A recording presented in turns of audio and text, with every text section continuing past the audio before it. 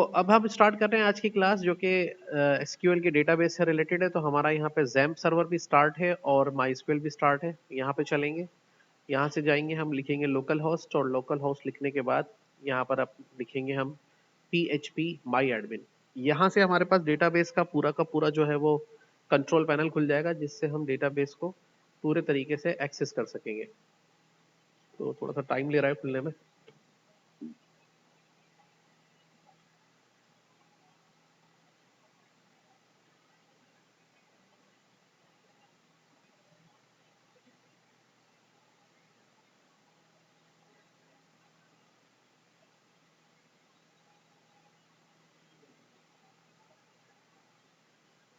ये लोड हो गया, ठीक है। तो ये हमारे पास आ गया पूरा डेटाबेस का कंट्रोल पैनल PHP माई एडमिन। ये कुछ इस तरह से दिखाई दे रहा है, क्या तो बड़ा क्यों हो गया ये लीजिए, ठीक है। तो इसको पहले हम 100% पे जूम कर लेते हैं और ये इसका डेटा का विंडो है, इसको थोड़ा हम रीसाइज कर लेते हैं, रीसाइज कर लेते, ठीक है। तो अब यहाँ से हम क्या क्या कर सकते हैं, देखिए यूजुअली इसके अंदर कुछ कमांड्स होती हैं। कमांड से पहले हम इसके इंटरफेस को समझ लेते हैं। जैसे कि अगर आपको होम पर आना है तो यहाँ क्लिक करना है, ठीक है। रिफ्रेश करना है तो यहाँ पे क्लिक करना है। रिसेंट कोई एक्टिविटीज देखनी है तो यहाँ देखनी है, फेवरेट्स पे यहाँ पे देखना है। और भी चीजें आ रही है, PHP माई एडमिन का कंट्रोल पैनल है, सेशन डेटा है, सेटिंग्स वगैरह नेविगेशन की, वो आप यहाँ से कर सकते हैं, ठीक है। अब आते हैं यहाँ पे होम पे, दोबारा से क्लिक कर लेते हैं। तो यहाँ से कैंसिल करते हैं, होम पर आ गए। यहाँ पर ऑलरेडी पहले डेटाबेसेस बने हुए हैं। तो सबसे पहले तो समझ लें डेटाबेस का क्या काम होता है। डेटाबेस का काम होता है to store data in an organized form is called database।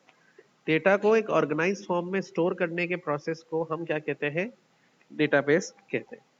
अब यहाँ पर डेटाबेस हमारे पास आ गया है और ये ऑर्गेनाइज फॉर्म में हमें स्टोर भी करना है। तो क्या डेटा क्या होता है, डेटा की डेफिनेशन क्या है। Data is the collection of, यहाँ यूं ले लेते हैं, collection of facts and figures before processing is called database, ठीक है। तो ये हमारे पास आ गया। तो फैक्ट मींस कोई हकीकत, और हकीकत का कोई होगा नाम। फिगर्स मींस कोई नंबर, या तो वो कोई क्वांटिटी होगी या फिर कोई प्राइस होगा, मींस के नंबर्स। और इसके अलावा और भी डेटा आ गया आजकल, इमेज फॉर्म में डेटा आ गया है, वीडियो फॉर्म में डेटा आ गया है। ये सब डेटा है जो हम अपने सॉफ्टवेयर में स्टोर कर रहे होते हैं। तो अब जो भी एप्लीकेशन हम बनाएंगे उस एप्लीकेशन में, चाहे हम कंटेंट कोई एक ब्लॉगिंग ऐप बना रहे हो, या हम एक ई कॉमर्स की वेबसाइट बना रहे हो, या हम कोई न्यूज़ की वेबसाइट्स बना रहे हो, या सोशल मीडिया की वेबसाइट बना रहे हो, तो बेसिकली उसके बैकएंड में तो डेटा स्टोर होगा ना। तो वो डेटा स्टोर करने के लिए हमें चाहिए होता है डेटाबेस। अब सवाल ये पैदा होता है कि भाई ये डेटाबेस बनता कैसे है। तो डेटाबेस बनाने के लिए हमें चाहिए होता है DBMS, DBMS database management system, ठीक है। डेटाबेस मैनेजमेंट सिस्टम जो होता है, DBMS जिसको हम कहते हैं, ये एक सॉफ्टवेयर होता है, is a kind of software which is used to create, edit, retrieve and manage databases, ठीक है। तो डेटाबेस को क्रिएट, एडिट, मैनेज वगैरह करने के लिए जो सॉफ्टवेयर चाहिए होता है वो DBMS है। तो जरा आप चलते हैं हम अपने उसके पास और जेमिनी से पूछते हैं, list down the name of latest DBMS for web development. तो देखते हैं ये हमें क्या बता रहा है। तो यहां में बता रहा है कि सबसे टॉप पर जो नाम लेकर आया है वो लेकर आया है MySQL का, ठीक है। ओके, यहां पे कह रहा है use in web development relational databases. अच्छा, रिलेशनल डेटाबेसेस इनको क्यों कहते हैं, क्योंकि इसके अंदर हम मुख्तलिफ टेबल्स को आपस में कनेक्ट करते हैं। कह रहा है MySQL a widely used open source. अच्छा, अब ये सबसे टॉप पर इसलिए भी आ रहा है कि MySQL बहुत ज्यादा इस्तेमाल होता है, उसकी खास वजह ये ओपन सोर्स है। अब जिस भी सॉफ्टवेयर के साथ ओपन सोर्स का वर्ड समझे, देखें, पढ़े, तो आप उसको समझ जाएं कि ये जो सॉफ्टवेयर है ये फ्री है, मतलब ये कोई पेड एप्लीकेशन नहीं है, फ्री एप्लीकेशन है और इसको मजीद डेवलप भी किया जा सकता है यूज करके। और आगे कह रहा है relational database known for its speed, और इस पे जो डेटा की सेंडिंग एंड रिसीविंग स्पीड है वो काफी फास्ट है, रिलायबिलिटी सिक्योर है एंड ईज ऑफ यूज, और आसानी से इस्तेमाल किया जा सकता है। सेकंड नंबर पर आ रहा है पोस्ट ग्री एसक्यूएल, ये भी एक पावरफुल ओपन सोर्स डेटाबेस है, एडवांस है, ठीक है, with full text search Jason support and strong security, ये भी कर सकते हैं यूज। तीसरे नंबर पे आ रहा है माइक्रोसॉफ्ट कंपनी का एसक्यूएल सर्वर। अब ये जो है ना ये फ्री नहीं है, इनके पैसे हैं। रूबस commercial database system for Microsoft often use in enterprise environment, ठीक है। नो एसक्यूएल, मोंगो डीबी, ये भी बहुत यूज होता है। ये जो आगे चल के अगर आप मोंगो डीबी वगैरह भी एज अ डेटाबेस के तौर पर oriented database that stores data in flexible Jason like documents, इसमें डेटा डॉक्यूमेंट्स की तरह स्टोर हो रहा होता है। बहरहाल हमारे लिए जो हमने यूज करना है वो यूज करना है माई एसक्यूएल, ठीक है। कहां चला गया, हम अपने केस में यूज करने वाले हैं माई एसक्यूएल, ठीक है। तो अब चलते हैं कि भाई अगर माई एसक्यूएल को अगर सीखना है तो बेसिकली इसको क्या सीखे इसके अंदर। तो हमने यहां पर अपना कंटेंट खोल लिया कि इसमें हमें क्या सीखना है, और नीचे आके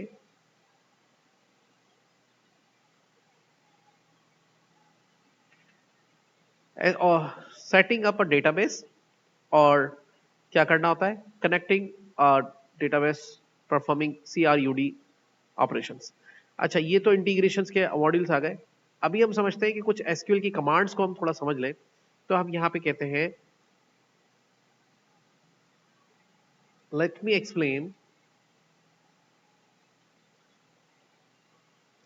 SQL commands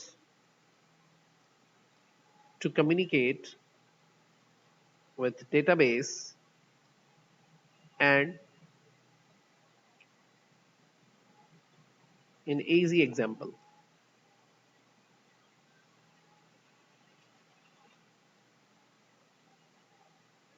थोड़ा सा इसको सही लिख लूं।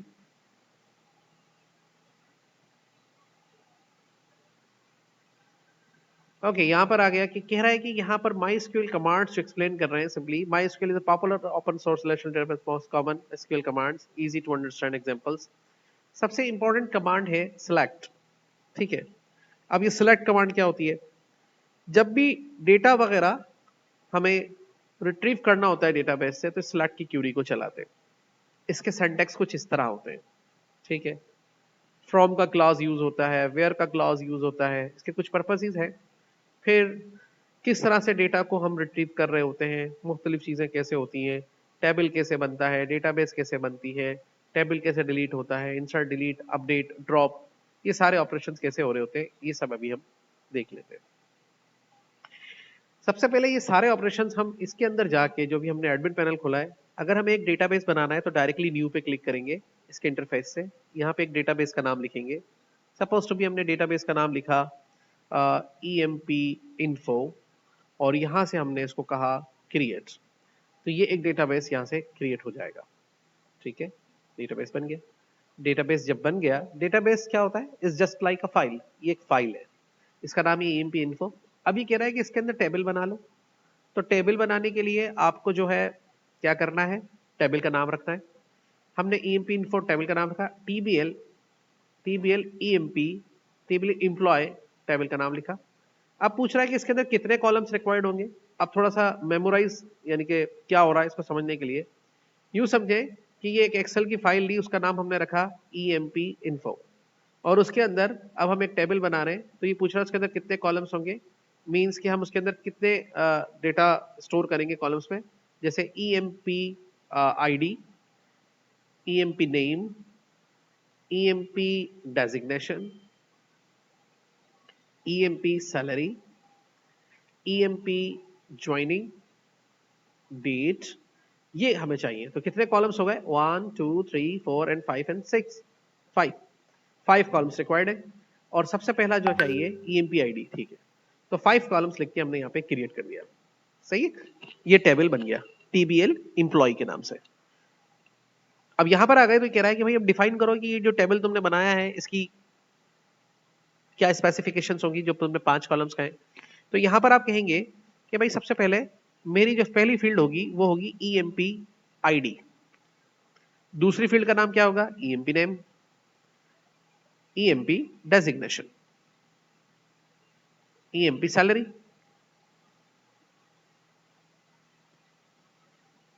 EMP joining date. ठीक है, ये हमने सारे डिफाइन कर दिए। अब ईएमपी आईडी में यहां पे क्लिक करके कह रहा है कि भाई ठीक है तुम इसमें किस तरह का डेटा स्टोर करोगे। तो यहां पे देखिए काफी सारी सी डेटा टाइप्स हैं। ठीक है, काफी सारी सी डेटा टाइप्स हैं।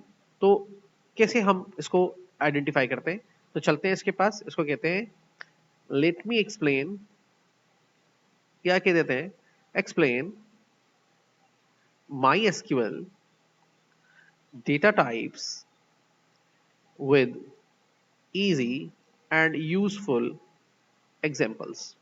जैसे हम क्लिक करके एंटर करेंगे तो ये हमें बता रहा है कि सबसे पहले जो इंटीजर टाइप है, integer you well known about that के नंबर स्टोर करने के लिए सबसे एक टाइप है T tin T tin E I N T. सबसे छोटा नंबर होल नंबर स्टोर करने के लिए इस्तेमाल होगा और इसकी जो कैपेसिटी होगी मिनिमम 0 और मैक्सिमम 255 की वैल्यू स्टोर कर सकता है। स्मॉल आई एन टी ये होल नंबर स्टोर करेगा, यानी कि स्टोर ईयर्स जैसे कि 1990 से लेकर 2023 तक के ईयर्स को स्टोर करने के लिए इस्तेमाल किया जाता है। मिड आईएनटी ये मिड साइज होल नंबर्स को स्टोर करने के लिए इस्तेमाल किया जाता है। लाइक मोस्ट कॉमन यूज होता है इंटीजर, जो कि स्टोर्स प्रोडक्ट्स आईडीज के लिए इस्तेमाल होता है। तो इसलिए कहा देखो आईडी स्टोर करने के लिए कौन सा आपको चाहिए होगा, आईएनटी चाहिए होगा। तो हमने यहाँ पे बता दिया कि भाई हमें ईएमपी आईडी रखना है किसके ऊपर, इंटीजर पर। ठीक है, दूसरा कह रहा है कि भाई जैसे big integer store very large numbers, तो ये हम किस लिए लेंगे कि भाई अगर हमें इसके अंदर स्टोर करनी है इसकी सैलरी वगैरह, तो इंटीजर हो गया, T nineties, medium int, big int. ठीक है, ये आ रहे हैं। इसके अलावा अगर सैलरी पॉइंट्स में है तो डेसिमल, फ्लोट, डबल, रियल। और इसके अंदर एक और भी है, अगर वो करेंसी है, वैल्यू है, तो यहाँ पर देखिए करेंसी टाइप भी इन्होंने बताई गई होगी।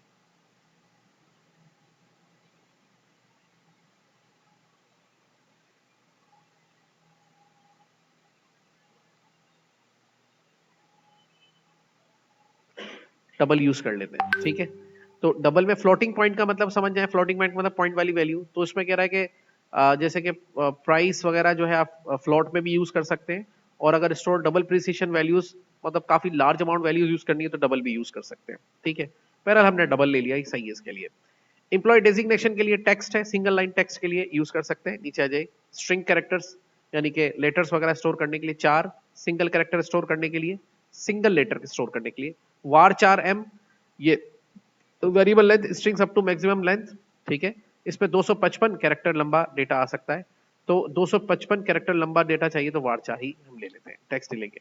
टेक्स्ट क्या करेगा, स्टोर लार्जेस्ट टेक्स्ट डेटा, जैसे डिस्क्रिप्शन, कोई ऐसे स्टोरी पूरी पूरी स्टोर करने तो उसके लिए, तो इसके लिए हम वार 4 यूज करेंगे जिसमें 255 कैरेक्टर लॉन्ग डेटा आ सकता है। और ईएमपी नेम के लिए भी हम वार 4 ही लेंगे। और ईएमपी सैलरी के लिए डबल ले लिया। ईएमपी ज्वाइनिंग डेट के लिए अब डेट टाइम के हवाले से देख लेते हैं। तो कह रहा डेट एंड टाइम टाइप्स के लिए डेट जो है वो इस तरह से डेटा स्टोर करेगा, पहले ईयर्स, फिर मंथ, फिर डेट, तो बर्थ डेट वगैरह स्टोर कर लेगा। टाइम टाइम स्टोर करने के लिए ऑर्डर टाइम में, और डेट टाइम यानी कि stores both date and time दोनों को स्टोर करेगा। Time stamp stores time stamps with the time zone information, मतलब जो भी जिस टाइम जोन में आप यूज करोगे वो इंफॉर्मेशन अपने पास स्टोर कर लेगा। Okay, boolean yes no values को स्टोर करने के लिए होगा, तो अभी हमें यहाँ पे बुलियन नहीं चाहिए। ज्वाइनिंग डेट के लिए हम यहाँ पे ले लेते हैं डेट। ठीक है, तो वो डेट स्टोर करवानी है हमें, टाइम स्टोर नहीं करवाना, ये बात नहीं। अब आते हैं इसकी लेंथ के ऊपर। तो ठीक है ना, तो यहां पर अभी कह रहा है कि लेंथ इसकी डिफाइन कर दें, define length oblique values of data types. तो यहाँ पे हमने बता दिया इसके अंदर। तो यहाँ पे कह रहा है कि भाई जैसे आप कैसे बताएंगे, here the break down of common scale acceptable range. तो कह रहा है कि यहाँ पे आप देखें कि ये हम आते हैं नीचे इंटीजर, इसकी लेंथ है 4 बाइट्स।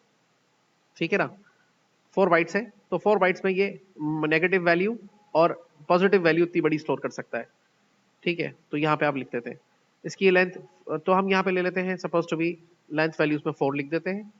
EMP नेम कैरेक्टर्स में हम लिख देते हैं इसको, ऑलरेडी 255 कैरेक्टर तो स्टोर कर रहा है ये, तो 255 कर देते हैं इसको। ठीक है, बाय डिफॉल्ट 255 है ये, लेकिन लिख दे। अदरवाइज अगर कम कैरेक्टर स्टोर करवाने 10 15 20 तो वो भी हम बता सकते हैं। अच्छा, डबल के अंदर भी हम कह रहे हैं कि भाई डबल कितने बाइट्स कंज्यूम कर रहा होता है, तो 8 बाइट्स कर रहा होता है, तो 8 लिख देते हैं। ज्वाइनिंग डेट में हम लिख देते हैं, डेट वाला है डेसिमल स्ट्रिंग और 3 बाइट्स मेमोरी में कंज्यूम कर रहा होता है, तो 3 ही लिख देते हैं। तो ये इनके हमने लेंथ डिफाइन कर दी। उसके बाद कह रहा है डिफॉल्ट। डिफॉल्ट मतलब इसमें पहले से कुछ वैल्यूज हो, तो हमने कहा अभी डिफॉल्ट के ऊपर अभी हम कुछ भी नहीं सेट कर रहे, ना यहाँ पे सेट कर रहे हैं, एज डिफाइंड खाली रहने देते हैं। उसके बाद कॉलेशन में भी हम कुछ नहीं बता रहे। नेक्स्ट चलते हैं आगे एट्रीब्यूट्स में। एट्रीब्यूट्स में भी कोई इसमें, जैसे एट्रीब्यूट्स में हो सकता है कि अगर हम इसको अनसाइन कर दें तो ये एक साइड की वैल्यू डबल कर लेगा अपनी, 2 करोड़ से 4 करोड़ पे चला जाएगा। बहरहाल इसको भी हम नहीं डिफाइन कर रहे। और कुछ है क्या आगे? हाँ, और भी है आगे, देखिए यहाँ पे ए आई, ए आई की वैल्यू का जरा ख्याल कर लीजिएगा। ए आई मतलब प्राइमरी की, और यहाँ पे यूनिक की इंडेक्स की क्या होती है ये भी समझ लेते हैं। तो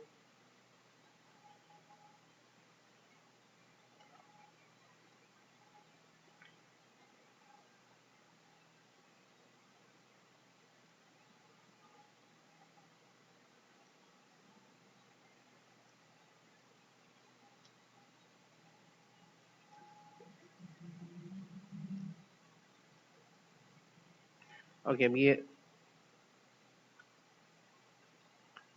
तो कह रहा है कि इसमें इंडेक्स जो है,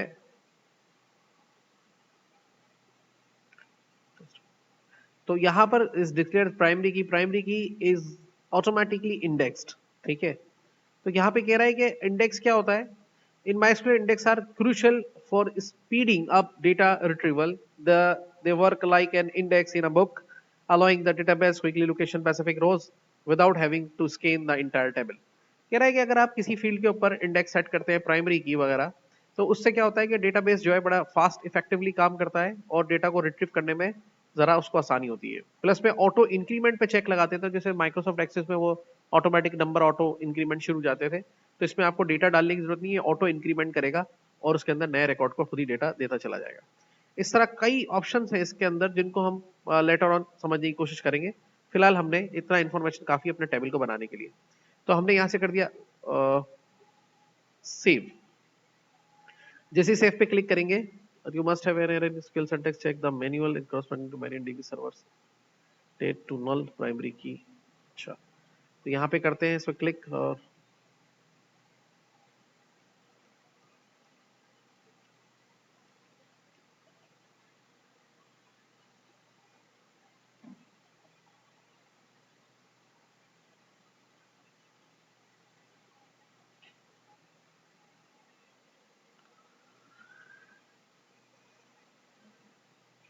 प्राइमरी की असाइन कर दी, तो वो कह रहा है इस पे असाइन नहीं हो सकती।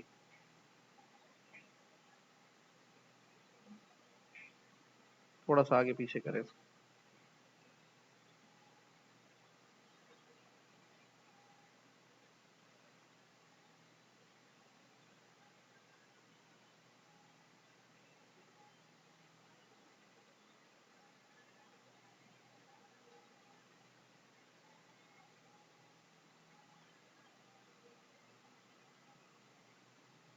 शायद इनकी लेंथ डिफाइन कर दी है हमने, इस वजह से मसला कर रहा है।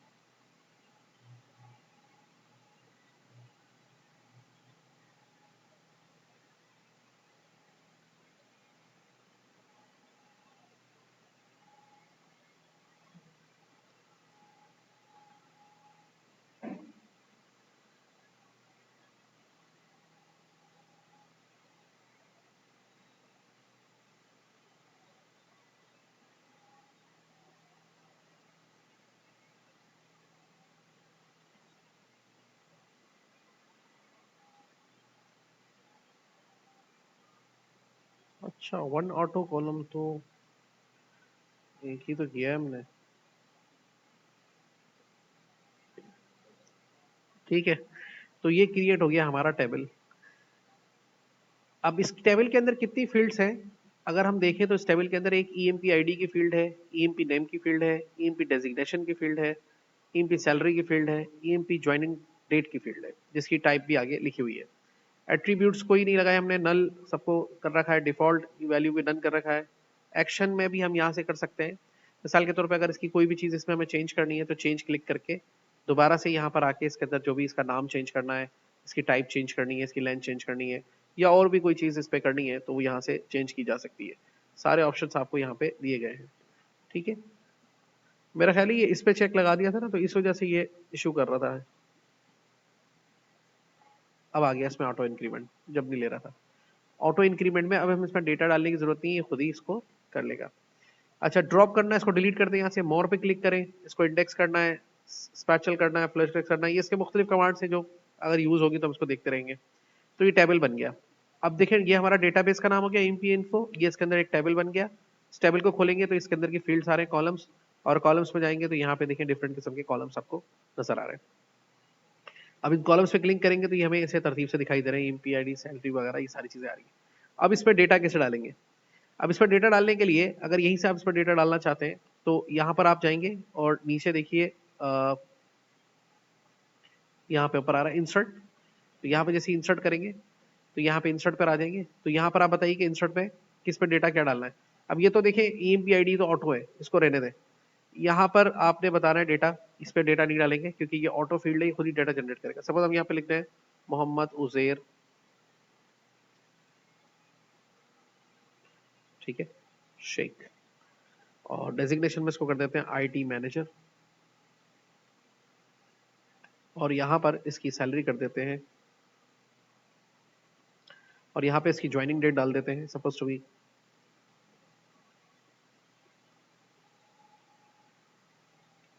ठीक है, और उसको कहते हैं गो। ठीक है, और ये गो। तो देखिए ये एक रिकॉर्ड इसके अंदर ऐड हो गया। दोबारा डालते हैं दूसरा रिकॉर्ड, सपोज टू बी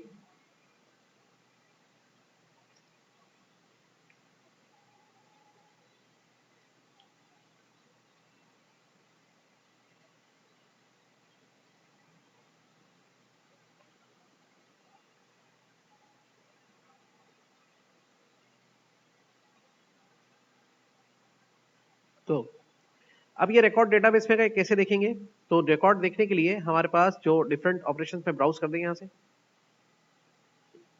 तो ये देखिए दिखा रहा है कि आपके टेबल के अंदर दो रिकॉर्ड है, ईएमपी आईडी पर 1 2 मोहम्मद उजैर, बाबर अली, आईटी मैनेजर, ये सारा डेटा इस तरह से स्टोर हुआ है इसके अंदर। ठीक है, अब रिकॉर्ड डिलीट करना है तो डिलीट का ऑप्शन भी दिया गया है, ये डिलीट। ओके, और नया रिकॉर्ड डालना है तो यहाँ से नया रिकॉर्ड भी डाल सकते हैं।